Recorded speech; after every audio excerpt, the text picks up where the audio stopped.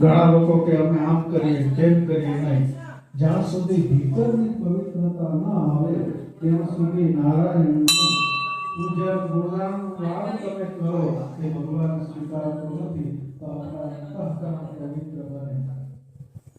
જો ત્રણ વસ્તુ છે. સ્નાન કરવાથી આપણું તન શુદ્ધ થાય છે. સાંભળી લેજો બધા. જેમ સવારમાં સ્નાન કરીએ એટલે આપણું તન શુદ્ધ થાય. અને આવા મંદિરો કે ધર્મ ક્ષેત્રે દાન કરવાથી આપણું ધન શુદ્ધ થાય છે. આપણા ધનની શુદ્ધિ કરવી હોય તો કોઈ ગુરુદ્વારાની અંદર કોઈ જગ્યાએ તમે માનતા હો ત્યાં તમારે દાન કરવું, જેથી ધનની શુદ્ધિ થાય. અને પરમાત્માનું ધ્યાન કરવાથી મનની શુદ્ધિ થાય છે. જય શ્રી રામ.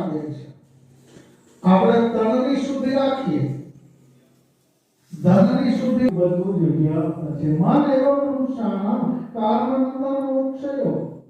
આ દુનિયામાં મનની ગતિ હતી છે, એટલી બધી ગતિ છે.